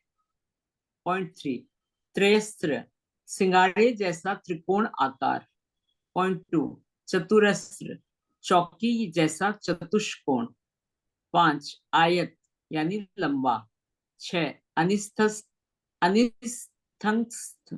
अनियत आकार यानी परिमंडल आदि पांचों संस्थानों से भिन्न आकार अथवा 2-3 आदि संस्थानों के संयोग से निष्पन्न विचित्र प्रकार का आकार। नोट, भिन्न भिन्न संस्थान रूप में परिणमन होना पुद्गल का लक्षण है। यहाँ लक्षण स्वभाव। हाँ। प्रश्न 7275, भंते, परिमंडल संस्थान द्रव्यार्थ रूप द्रव्य की अपेक्षा से संख्येय हैं या असंख्येय हैं या अनंत हैं? उत्तर, गौतम, संख्येय नहीं है, असंख्येय भी नहीं है, किंतु अनंत हैं। इसी प्रकार अनिस्थंस्त संस्थान पर्यंत जानना चाहिए कि ये अनंत हैं। प्रश्न 7276, यद्यपि अजीव के 6 संस्थान अनंत है, किंतु वे भी लोक में हीनाधिक मात्रा में हैं, उनकी अल्प बहुत का वर्णन कीजिए। उत्तर, सबसे थोड़े परिमंडल संस्थान द्रव्य की अपेक्षा, उनसे वृत्त संस्थान द्रव्य की अपेक्षा संख्येय गुणा, उनसे चतुरस्त्र संस्थान द्रव्य की अपेक्षा संख्येय गुणा, उनसे त्रयस्त्र संस्थान द्रव्य की अपेक्षा संख्येय गुणा, उनसे आयत संस्थान द्रव्य की अपेक्षा संख्येय गुणा, उनसे अनिस्थंस्त संस्थान अनिस्थंस्त संस्थान द्रव्य की अपेक्षा असंख्येय गुणा। ज्ञातव्य बिंदु, संस्थान के द्रव्य की अल्प बहुत्र के समान ही प्रदेश की अल्प बहुत्र भी कहना चाहिए, क्योंकि द्रव्य कम हो तो प्रदेश भी कम होते हैं। प्रश्न 7277, उपर्युक्त अल्प बहुत का आधार क्या है? उत्तर, अल्प प्रदेशावगाढ़ संस्थान उत्तरोत्तर अधिक संख्या में होते हैं, यथा परिमंडल संस्थान जगन्य 20 प्रदेशों को अवगाहन करता है, वृत्त संस्थान जगन्य 5 प्रदेशों को अवगान करता है। चतुरस्र संस्थान जगन्य 4 प्रदेशों को अवगाहन करता है। पॉइंट 4 त्रयस्त्र संस्थान जगन्य 3 प्रदेशों को अवगाहन करता है। पॉइंट 5 आयत संस्थान जगन्य 2 प्रदेशों को अवगाहन करता है। पॉइंट 6 अनिथंस्थ नहीं आ रहा है, ये प्रोनाउंसिएशन नहीं हो रहा है, संस्थान वाले पदार्थ बहुत अधिक हैं, इसलिए असंख्यी गुणा अधिक है। नोट, पांचों संस्थानों की जगन्य अवगाहना में सबसे बड़ी परिमंडल की अवगाहना है। प्रश्न 7278 अजीव यानी पुद्गल के 6 संस्थानों के द्रव्य प्रदेश दोनों की शामिल अल्पबहुत का वर्णन कीजिए। उत्तर पॉइंट 1 परिमंडल आदि 6 संस्थानों की द्रव्य की अपेक्षा जो अल्पबहुत्व कही गई है वही यहाँ कहना चाहिए। पॉइंट 2 उनसे यानी द्रव्य की अपेक्षा अनिस्थंस्थ संस्थान से परिमंडल संस्थान के प्रदेश असंख्यी गुणा है, यावत पूर्व कथित क्रम से ही प्रदेश के अल्पबहुत्व कहना चाहिए, अर्थात अनिस्थंस्थ संस्थान प्रदेश रूप से भी असंख्यी गुणा है। प्रश्न 7279 एक आकाश प्रदेश अवगाढ़ परमाणु यावत अनंत प्रदेशी स्कंदों को अनिस्थंस्थ संस्थान के अंतर्गत क्यों नहीं लिया गया है? उत्तर 2, 3, 4 आदि आकाश प्रदेशों पर रहे हुए पुद्गलों से ही संस्थान निष्पन्न होते हैं। एक आकाश प्रदेश पर रहे हुए पुद्गल आकार रूप से निष्पन्न नहीं के अंतर्गत नहीं लिया गया है। सिद्ध शिला को अनिस्थंस्थ संस्थान वाली कहा जा सकता है? उत्तर यद्यपि सिद्ध शिला परिमंडल आदि संस्थान वाली न होने से अनिस्थंस्थ नहीं हो रहा है ये तो अनिथंस्थ संस्थान वाली है, किंतु अनिथंस्थ संस्थान वाली है, किंतु श्रीमद् उपवायु सूत्र में इसका आकार उल्टे छत्र के समान कहा गया है, अतः सिद्ध शिला को उल्टे छत्र के आकार की ही कहना चाहिए। 5 संस्थान का थोपड़ा, बोलो सुनीता। 25 उद्देश्य 3। हाँ, प्रणाम भाभी जी। भाभी जी, क्वेश्चन नंबर 7276 में वो सबसे थोड़े परिमंडल संस्थान द्रव्य की अपेक्षा, तो इसमें क्या समझना है कि लोक में जितने भी संस्थान बने हुए हैं पुद्गल के, तो उसमें सबसे थोड़े परिमंडल संस्थान है, ये ऐसे समझना है? हाँ, लोक में 6 प्रकार के संस्थान हैं, सभी अनंत है, किंतु उस अनंत में ही ये सबसे थोड़े हैं। परिमंडल भी अनंत। तो भाभी जी जो भी अपने को चीजें दिख रही है वो भी इसी में लेना है कि परिमंडल संस्थान, वो नहीं लेना ना? नहीं, दिखने वाली क्या देखेंगे, अपने को तो जो दिख रही है प्रयोग दिख रही है, स्वाभाविक अपेक्षा देखो, परिमंडल बना रहे हैं वो मत गिनो। जो लोग में पुद्गल ठसाठस भरे हुए हैं उनको देखना है।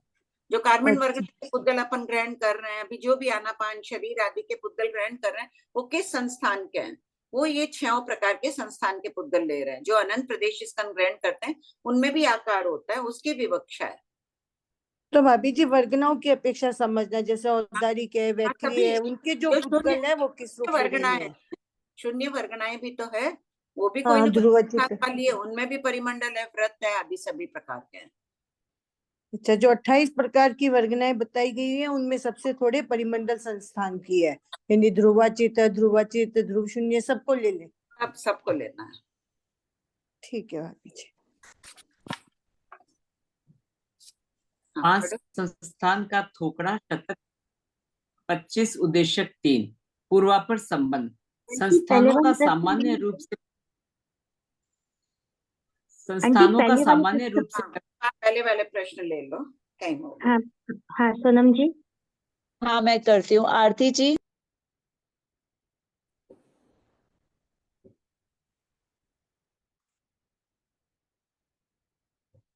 आईफोन है। प्रतिभा होगी?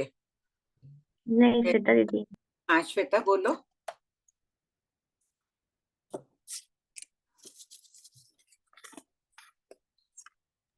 आंटी एक 7230 में करेक्शन हो गया था क्या सैटरडे को 278 पेज पे? असत्यामृषा की स्पेलिंग हो गई थी आंटी? हाँ शायद हो गई थी। अच्छा, एक आंटी अभी जो चर्चा चली थी 7180 में, जो अन्नपूर्णा जी पूछ रहे थे ना कि तिर्यंच गति के लेशय के अल्प। खोलने दो 7180, सबको खोलने दो, सब कोई खोल लीजिए 7180। हाँ बोलो। आंटी शुक्ल लेशा वाले से पद्म लेशा वाले संख्यय गुणा, उनसे तेजो लेशा वाले संख्यय गुणा। अगर पहला बोल असंख्य लेंगे तभी तो तेजो लेशा वाले असंख्य असंख्य असंख्य आएंगे। अगर पहला ही संख्य ले लेंगे तो फिर पद्म लेशा और तेजो लेशा भी संख्य संख्य जीव ही होंगे। दे ही नहीं रहा है कि कहीं कुछ मिल नहीं रहा है ना, कोई तो पर आंटी प्रमाण। अल्प तो उत्कृष्ट की अपेक्षा ही होती है ना, तो उत्कृष्ट असंख्य जीव लेने में क्या बाधा है आंटी? बाधा तो कुछ नहीं है, लेकिन मेरे को कुछ मिला नहीं था इसलिए लिखी है कि भाई सीधा अनंत गुणा में आ गए। हो सकता है कि दूसरे बोल में वो असंख्य बन रहे हैं, संख्या गुणा बनकर असंख्य हो रहे हैं, निश्चित नहीं पता ना, इसलिए नहीं लिया था। अच्छा, इसीलिए वहां भी नहीं लिखा है, प्रज्ञापना में भी। हो तो सकता यहाँ है पर फिर ऐसा सोचना कि पद्म लेशा वाले भी संख्य है कि असंख्य है, अपने को नहीं पता। पता, हो सकता है यहाँ असंख्य हो गए हैं ये, उनसे अच्छा, गुणा जोड़कर असंख्य यहाँ बना है। तो उपाध्याय प्रवर कहते हैं जो चीज निश्चित नहीं पता है वो मत कहो, कहीं गलत नहीं हो जाए ना। बाकी जगह तो हमें पता है कि मनुष्य शुक्ल लेशा तो गर्भज मनुष्य सभी संख्या ही है, 3 लेशा वाले, तो ये तो पता ही है संख्या हो गए। देवगति में भी हमें पता है, छठे देवलोक से शुरू है, वहां पर भी असंख्य ही देव है। नरक गति में भी जो है वहां भी हम जान रहे हैं कि हर नरक में असंख्य जीव है। कृष्ण लेशा वाले ले रहे हैं तो छठी सातवीं आदि में असंख्य है, वहां तो अपन बोल सकते हैं, तिर्यंश में कैसे बोले? तो आंटी फिर ऐसे अपन जैसे इसमें कृष्ण लेशा वाले पृथ्वी का एक में असंख्य जीवी होंगे, फिर ये कैसे बोलेंगे? हाँ तो बोल ही सकते हैं। तो आंटी जीव असंख्य हैं, वो कृष्ण लेशा वाले नहीं हो, नील कापोत वाले हो तो? हाँ तो असंख्य ही असंख्य बोलने में बाधा नहीं लगती है, बोलते हैं उनमें तो असंख्य ही है, 3 ही है, उन असंख्य को 3 भागों में कर दो, तीनों शाश्वत है, तीनों असंख्य ही है। अच्छा, ठीक है आंटी। यहाँ क्या शेष ले लिखते वक्त मुझे भी लग रहा था कि जब 3 का तो अपन निश्चित प्रमाण सहित बोल सकते हैं, इसका कैसे बोले प्रमाण सहित?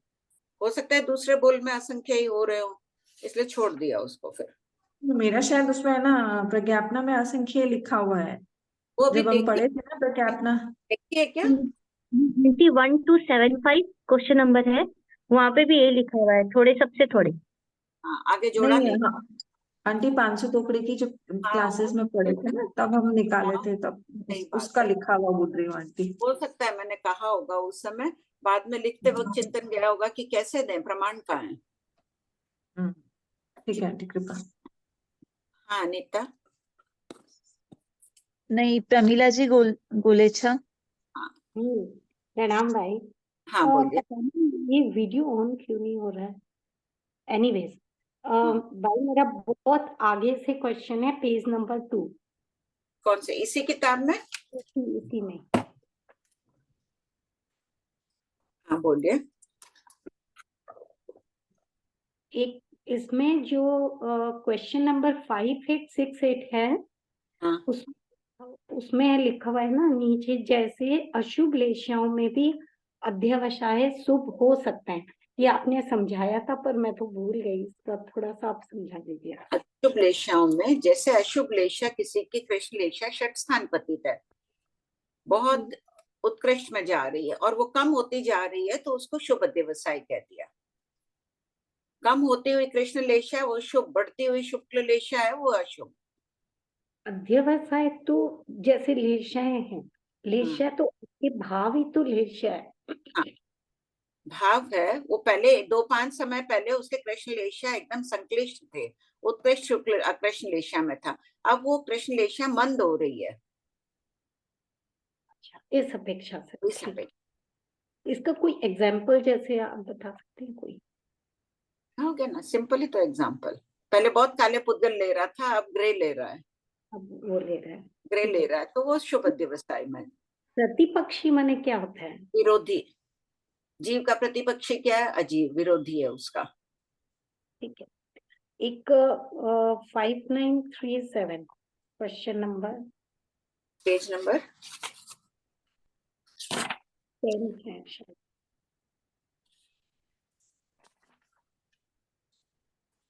16। 16। हाँ,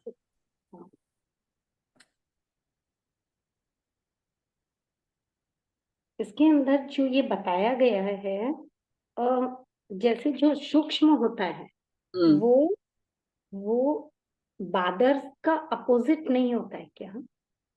बादर ऐसे का अपोजिट ऐसे बादर अष्ट स्पर्शी है, वो भी अष्ट स्पर्शी है, लेकिन बादर दिखते हैं, सूक्ष्म दिखते नहीं है, उस अपेक्षा से ऑपोजिट हो गए। तो प्रश्न यही है ना कि इंद्रिय गम्य है, यानी इंद्रियों से देखा जा रहा है बादर एक इंद्रिय। यहाँ और ये मेरे को समझ आया, पर जहाँ जैसे ये बताया कि बादर में सबसे बादर कौन से हैं हाँ, और उससे नीचे नीचे क्या आ रहे हैं, तो सबसे बड़ा पृथ्वी का है, फिर अप का है, तेव का है और वायु का है, ये हाँ, क्रम चल रहा है। हाँ, 4। लेकिन जब आपका सूक्ष्म का क्रम चलता है हम्म, तो इसका जस्ट अपोजिट नहीं होना चाहिए। क्यों? सूक्ष्म में भी, सूक्ष्म में सबसे बड़ा आता है वनस्पति, हाँ, फिर वायु का है, तेव का है, अप का है और पृथ्वी का है। देखो ये लोक में कौन सा प्रश्न नंबर आप खोलिए। ये मैंने खोला हुआ है, ये 5933 से स्टार्ट 5933 में आपको सूक्ष्म का वर्णन किया है। कौन से तो काय इसमें सबसे सूक्ष्म सूक्ष्मतर है, देखे ना, हाँ, वनस्पति काय को छोड़ दिया गया है। 4 स्थावर में पूछा सबसे छोटी वायु काय क्या है।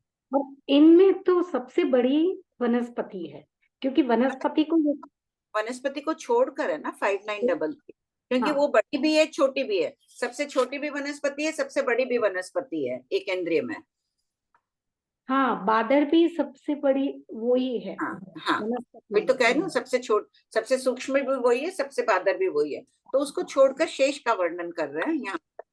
शेष है वायु, तेजस का है, अप का है और पृथ्वी का है। हाँ, इनमें वायु और सबसे है। और बादर में भी यही क्रम चल रहा है बिल्कुल, पृथ्वी का है, अप का है, तेव का है और वायु का है। हाँ, तो बादर पृथ्वी का वनस्पति को छोड़कर चल रहा है ना, वनस्पति सबसे बड़ी है, हजार योजन जाजेरी अफगाना है, इसलिए उसको छोड़कर चल रहा है। और एक 5944 17 नंबर में जो क्वेश्चन है, हाँ, मुक्त जीवों की अवगाहना आपने बताया हुआ है, लेकिन मुझे मुक्त जीवों की अवगाहना अंतिम स्थिति 1/3 न्यून ही होती, क्यों होती है? हाँ, योग निरोध के समय जीव स्वभाव से अवगाहना इतनी संकुचित होती है तथा योगी के अपने प्रदेशों का न संकोच होता है न विस्तार। इसीलिए मुक्त जीवों की अवगाहना अंतिम शरीर से 1/3 न्यून ही रह जाती है। हाँ। तो थोड़ा सा खोल के एक बार समझा इसका है कोई 1/3 भाग ही कम क्यों हुई, 2/3 भाग कम क्यों नहीं हो रही है योग निरोध से? उस समय वो भी कम हो सकती है और कम कर सकते हैं। योग निरोध के समय इतने शक्ति संपन्न है केवली भगवान, तो ये प्रश्न उठता है कि इतनी क्यों रह रही है? तो ये जीव स्वभाव है सभी जीवों की, चाहे 2 हाथ वाले होंगे चाहे 500 धनुष वाले होंगे, सब 1/3 हिस्सा ही अपने एक शरीर का कम कर सकते हैं, उससे अधिक कम नहीं कर सकते हैं। और बाद में अयोगी अवस्था में भी आत्मा तो बहुत शक्ति संपन्न है, और छोटी क्यों नहीं हो रही है? योग से निरोध हो रहा है, तो बाद में अयोगी में सामर्थ्य नहीं है संकुचित करने का और फैलाने का, योग के अभाव में। हाँ, योग के अभाव में। क्योंकि हम लोग सबकी अवगाहना मतलब वो अंगुल के असंख्यात में भाग जितनी हो जाती है, बातें बातें में ले लो या तो प्रश्न उठता है कि वहां पे भी केवली भगवान योग निरोध के समय अंगुल के असंख्य भाग ही क्यों नहीं कर देते, सिद्ध एक समान हो जाते हैं अंगुल के असंख्य संभाग? ऐसा होता नहीं है, जीव स्वभाव है कि योग निरोध में जो भी उनकी मूल शरीर की अवगाहना 1/3 कम होगी। अच्छा, एक इसी में आ गया था, हम लोग जो बोलते हैं जैसे आचार्य प्रवर, तो प्रवर माने श्रेष्ठ। तो उस समय यदि हम लोग अपने आचार्य को आचार्य प्रवर बोल रहे हैं, तो दूसरे आचार्यों की इसमें कोई वो तो नहीं होती ना कि हम उनका अपमान कर रहे हैं? कि हमारे अपमान के भाव नहीं है, आप भी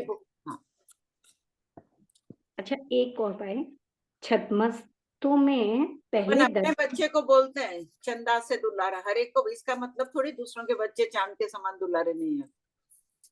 हाँ, ये भी ठीक है। एक है 5975। हाँ,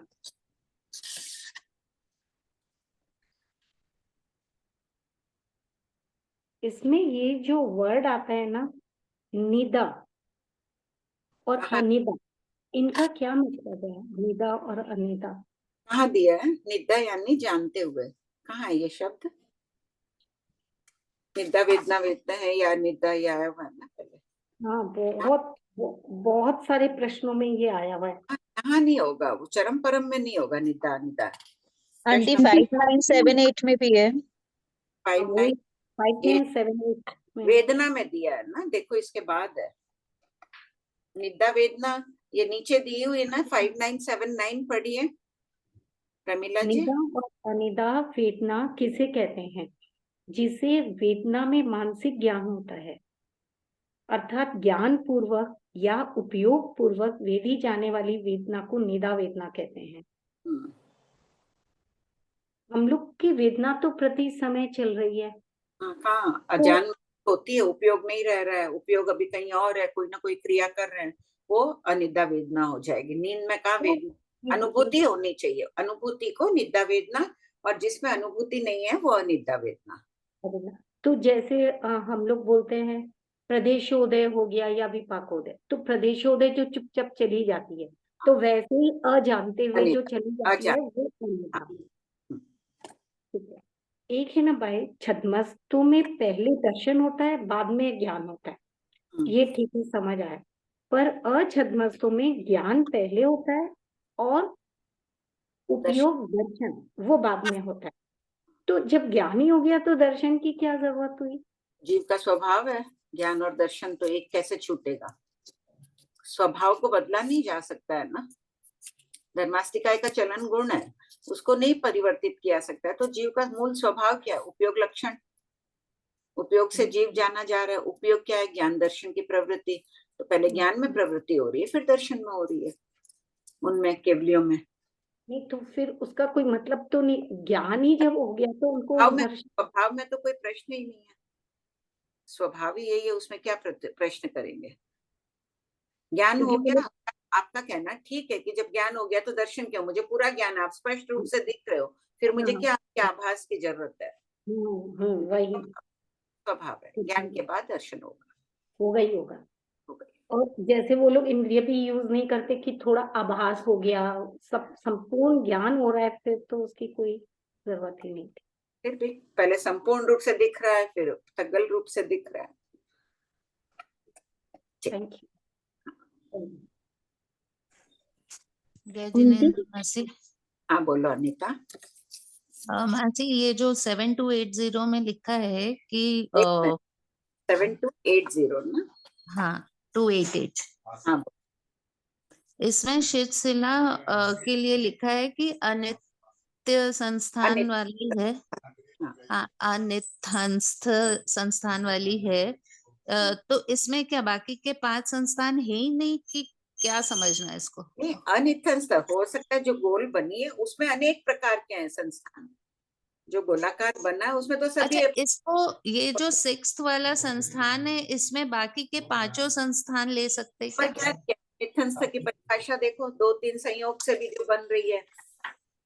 हाँ दिया है ना 0.6 में, हाँ 7.4 में 5 संस्थान से भिन्न आकार, अथवा 2-3 आदि संस्थानों के संयोग से। 2 गोल रख दी, एक गोल रख दी, एक लंबी चीज रख दी ऐसे, और एक यहाँ पे त्रिकोण रख दी, तो उस संस्थान को क्या बोलोगे? अनित्यस्थ ही बोलोगी ना। एक ड्राइंग बन 4 संस्थान जो वैसे। ठीक है। और एक अभी सुनीता भाभी जी बोल रहे थे कि ये संस्थान के 28 भेद, ये नहीं समझ में। संस्थान के नहीं, वर्गणाएं बताई गई है इतने प्रकार की, शून्य वर्गणा, अशून्य वर्गणा आदि, कर्म अच्छा, ये हम लोगों ने नहीं पढ़ा है ना अभी। ये नहीं पढ़ा है, तो वो संस्थान, उन सभी वर्गणाओं में संस्थान होते हैं। अच्छा, ये तो द्रव्य से ही है, सभी द्रव्य का संस्थान होगा तो फिर पुद्गल के अलावा किसमें संस्थान होगा? जीव संस्थान में की बात नहीं चल रही है, जीव की अजीव की बात चल रही है। तो धर्मास्तिकाय अधर्मास्तिकाय तो लोक प्रमाण है, एक ही प्रमाण है, अवगाना उनकी संस्थान, उनका लोक प्रमाण। हाँ, ठीक खाली ठीक पुद्गल में बनेंगे ना, अनंत हाँ प्रदेशी पुद्गल में ही बनेंगे। हाँ ठीक 100 प्रदेशी स्कंद है, वो व्रत के आकार का है या आयत है, लंबा है, गोल है, कोई ना कोई आकार वाला कुछ नहीं है तो अनिथंस्थ है। ठीक ठीक थैंक यू। हाँ आंटी टाइम हो गया, ले 2-3 दो और क्वेश्चन और 2 और है। हाँ ले ही लो। आंटी, लोक के सारे पुद्गल किसी न किसी संस्थान के अंतर्गत आते ही हैं, ऐसा बोलेंगे या नहीं बोलेंगे? अनिथंस्थ अगर एक आकाश प्रदेश परमाणु का नहीं देंगे तो फिर उसका संस्थान कुछ होगा ही नहीं। नहीं, वो अनिथंस्थ होगा ऐसे, लेकिन यहाँ अपन क्या कर रहे हैं, यहाँ शास्त्रकार बता रहे हैं कि वो 2 प्रदेशी, ये 3 प्रदेशी, 5 प्रदेशी, जगन्य आदि। अब अनिथंस्थ एक आकार प्रदेश अवगाढ़ है, उसको क्या आकार देंगे? यद्यपि उसको अनिथंस्थ में लेते थे, लेकिन बाद में हुआ कि भाई यहाँ तो संस्थानों की विवक्षा है, इसलिए एक आकाश प्रदेश में क्या दें? 2 आकाश प्रदेश अवगाढ़ हो तो हम फिर क्या दें? आयत संस्थान है, लंबा है। पर अनिथंस्थ का मतलब यही हुआ ना कि जो उपरोक्त 5 के अंतर्गत नहीं आ रहा है। अगर अपन ऐसा कहेंगे कि परमाणु का जो आकार है वो अनिथंस्थ नहीं है, तो फिर उसका कुछ ना कुछ तो आकार है ना आंटी। देखो अनिथंस्थ कह संस्थान का मतलब तो आकार ही हुआ ना आंटी। उसके लिए ये का नियम है कि उसमें कम से कम 2 आकाश प्रदेश होने चाहिए। यहाँ आयत आदि संस्थानों से भिन्न है, कोई भी आकार नहीं है, इसलिए उसकी विवक्षा नहीं है, ये एक अपेक्षा भेद है। या हालांकि एक आकाश प्रदेश अवगाढ़ को अनिथंस्थ में ही लेते थे, परमाणु आदि सभी को पहले, लेकिन हुआ कि जब अपन यहाँ विवक्षा कर रहे हैं, प्रदेशों से बता रहे हैं कि आयत है तो कम से कम 2, परिमंडल है तो 20 आकाश प्रदेश अवगाढ़ आदि, तो उसके लिए फिर अनिथंस्थ में क्या ले, कोई नियत आकार नहीं है, गोल बिंदु की तरह हो गया वो, तो व्रत भी नहीं कह सकते हैं उसको। तो आंटी फिर इसका मतलब परमाणु का कोई आकार ही नहीं है, फिर अनिथंस्थ भी नहीं बोल सकते उसको। अनिथंस्थ अन्यत्र बोल दो, इस पाठ में अपने को उस अपेक्षा से विवक्षा नहीं करनी है, इस आगम पाठ में। ठीक है, कारण पूछा जाएगा क्या अनिथंस्थ ही हुआ गया, कोई आकार नहीं है, अनिथंस्थ यानी अनियत। अनियत शब्द बोलने में दोष नहीं है, लेकिन यहाँ जब विवक्षा। ठीक है कृपा। हाँ सुधा। हाँ भाभी जी, अभी जो बात अपने हो रही थी ना कि ये शुक्ल लेशा वाले असंख्यात कैसे होंगे कि नहीं होंगे, तो शुक्ल लेशा में जो है अपने जैसे तिर्यन, ये 8वें देवलोक में और में क्या, तो वहां जो उत्पन्न हो रहे हैं वो तिर्यंश उत्पन्न हो रहे हैं। हाँ 8वें देवलोक तक तो तिर्यंश उत्पन्न हो रहे हैं, और वो एक समय में 1, 2, 3 उत्कृष्ट असंख्यात उत्पन्न हो सकते हैं। तो शुक्ल लेशा वाले तो असंख्यात तो हो ही गए ना, तो असंख्यात को तो वो लेने ही होंगे। हाँ हाँ ठीक बात है, बहुत अच्छा प्रमाण है, वेरी गुड, अच्छे अच्छे प्रमाण ले आती हो तुम, मेरा ध्यान नहीं। हाँ कंचन भाई खाता है, कंचन भाई इतना अच्छा प्रमाण याद दिलाई है, खुदा देखिए। हाँ ध्यान ही नहीं गया, साता रखिएगा। हाँ जय प्रणाम आंटी। हाँ